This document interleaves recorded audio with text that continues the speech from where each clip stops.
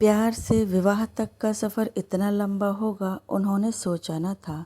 दो युवा दिलों ने दाम्पत्य जीवन के सपने संजोने शुरू कर दिए थे, लेकिन इंतज़ार की घड़ियां बढ़ती ही जा रही थीं। मुझे गुमसुम और उदास देखकर माँ ने कहा, क्या बात है रति, तो इस तरह मुंह लटकाए क्यों बैठी है? कई दिन से मनोज का भी कोई फ़ोन नहीं आया। दोनों ने आपस में झगड़ा कर लिया है क्या? नहीं माँ, रोज़ रोज़ क्या बात करें। कितने दिनों से शादी की तैयारी कर रहे थे, सब व्यर्थ हो गई।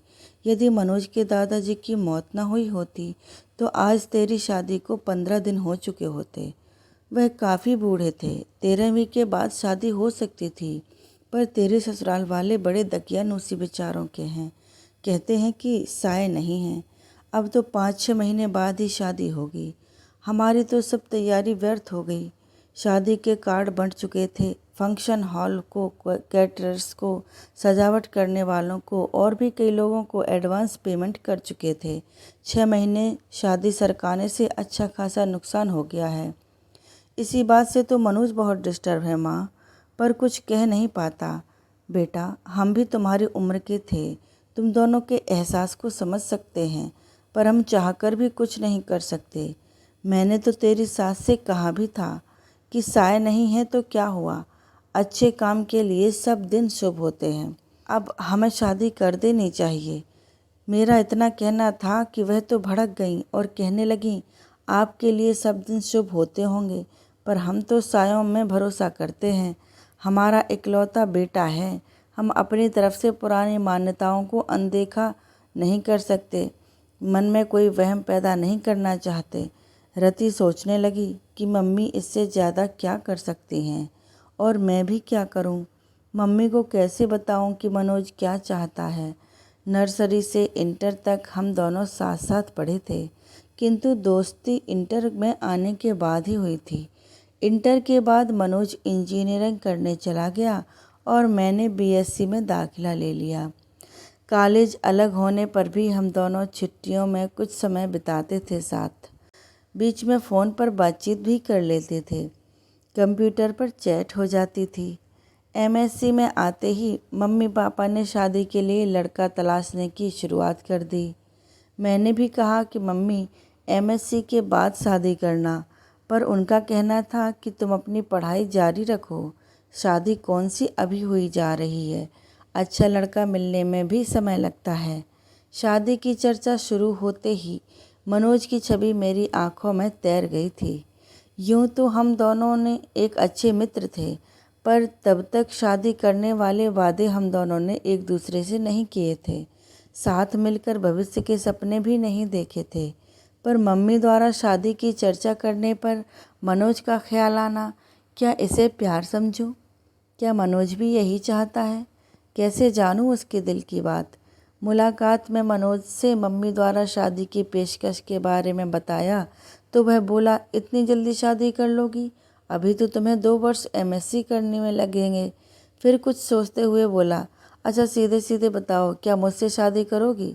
पर अभी मुझे सेटल होने में कम से कम 2-3 वर्ष लगेंगे। प्रसन्नता की एक लहर तन मन को छू गई थी।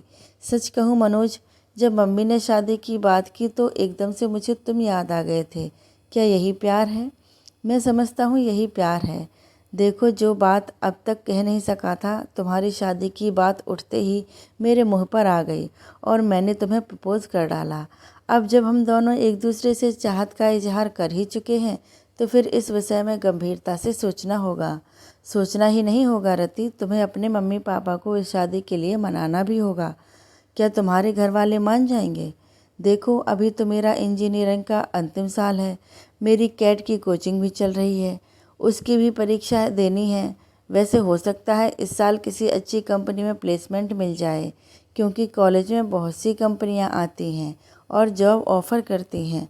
अच्छा ऑफ़र मिला तो मैं स्वीकार कर लूँगा और जैसे ही शादी की चर्चा शुरू होगी मैं तुम्हारे बारे में बता दूँगा। प्यार का अंकुर तो हमारे बीच पनप ही चुका था और हमारा यह प्यार अब जीवन साथी बनने के सपने भी देखने लगा था। अब इसका जिक्र अपने अपने घर में करना ज़रूरी हो गया था।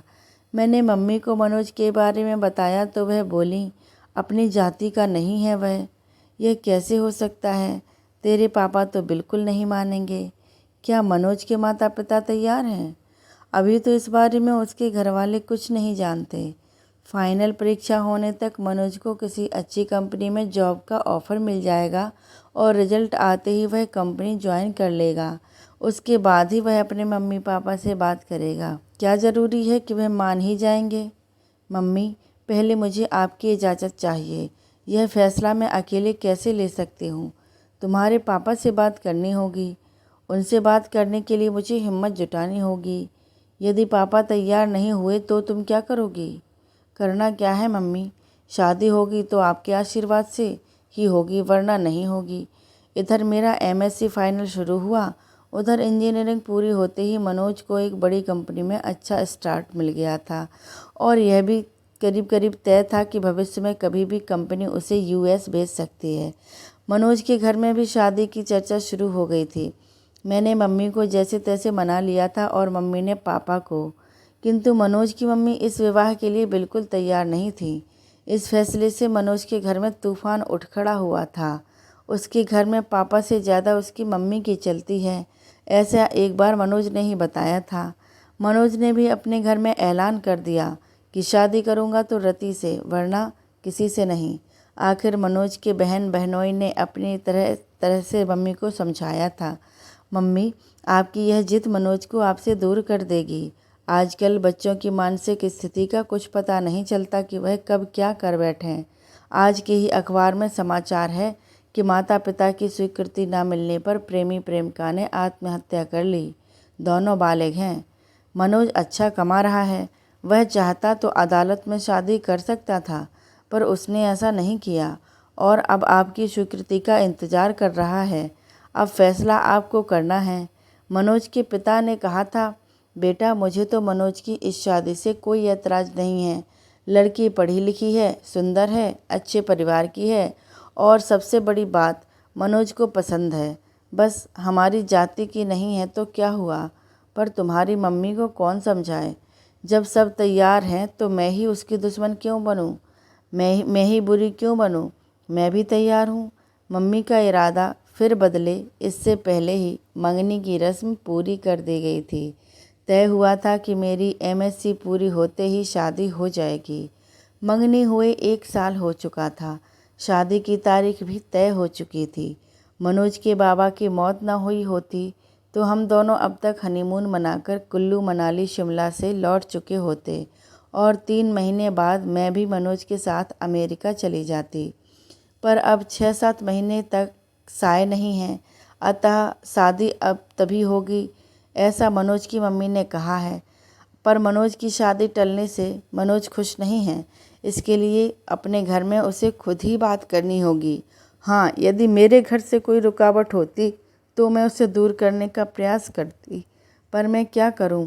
माना कि उसके भी कुछ जज्बात हैं। 4-5 वर्षों से हम दोस्तों की तरह मिलते रहे हैं, प्रेमियों की तरह साथ साथ भविष्य के सपने भी बुनते रहे हैं, किंतु मनोज को कभी इस तरह कमज़ोर होते नहीं देखा। यद्यपि उसका बस चलता तो मंगनी के दूसरे ही दिन वह शादी कर लेता, पर मेरा फाइनल साल था, इसलिए वह मन महसूस कर रह गया। प्रतीक्षा की घड़ियां लंबी होती हैं। हम कभी मिलकर कभी फ़ोन पर बात करके काटते रहे। हम दोनों बेताबी से शादी के दिन का इंतज़ार करते रहे। दूरी सहन नहीं होती थी। साथ रहने व एक हो जाने की इच्छा बलवती होती जाती थी। जैसे जैसे समय बीत रहा था, सपनों के रंगीन समुंदर में गोते लगाते दिन मंजिल की तरफ बढ़ते जा रहे थे। शादी के 10 दिन पहले हमने मिलना भी बंद कर दिया था कि अब एक दूसरे को दूल्हा दुल्हन के रूप में ही देखेंगे। पर विवाह के 7 दिन पहले बाबा जी की मौत हमारे सपनों के महल को धराशायी कर गई। बाबा जी की मौत का समाचार मुझे मनोज ने ही दिया था और कहा था बाबा जी को भी अभी जाना था। हमारे बीच फिर अंतहीन मरुस्थल का विस्तार है। लगता है अब अकेले ही अमेरिका जाना पड़ेगा। तुमसे मिलन तो मृग तृष्णा बन गया है। 13वीं के बाद हम दोनों गार्डन में मिले थे। वह बहुत भावुक हो रहा था। रति, तुमसे दूरी अब सहन नहीं होती।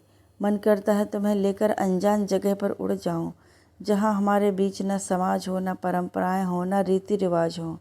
दो प्रेमियों के मिलन में समाज के कायदे कानून की इतनी ऊंची बाड़ खड़ी कर रखी है कि उनकी सब्र की सीमा ही समाप्त हो जाए। चलो रति, हम कहीं भाग चलें। मैं तुम्हारा निकट सानिध्य चाहता हूँ। इतना बड़ा शहर है, चलो किसी होटल में कुछ घंटे बिताते हैं ना। जो हाल मनोज का था वही मेरा भी था। एक मन कहता था कि अपनी खींची लक्ष्मण रेखा को अब मिटा दें, किंतु दूसरा मन संस्कारों की पिन चुभो देता कि बिना विवाह के यह सब ठीक नहीं है। वैसे भी एक बार मनोज की इच्छा पूरी कर दी तो यह चाहकर भी फिर बार बार सिर उठाएगी। नहीं, यह ठीक नहीं। क्या ठीक नहीं रति? क्या तुमको मुझ पर विश्वास नहीं है? पति पत्नी तो हमें बनना ही है ना। मेरा मन आज जिद पर आया है, मैं भटक सकता हूँ। रति, मुझे संभाल लो। गार्डन के एकांत झुटपुटे में उसने बाहों में भरकर बेतहाशा चूमना शुरू कर दिया था। मैंने भी आज उसे यह छूट दे दी थी ताकि उसका आवेग कुछ शांत हो, किंतु मनोज की गहरी गहरी सांसें और अधिक समा जाने की चाह मुझे भी बहकाए उससे पूर्व ही मैं उठ खड़ी हुई। अपने को संभालो मनोज, यह भी कोई जगह है बहकने की? मैं भी कोई पत्थर नहीं, इंसान हूँ।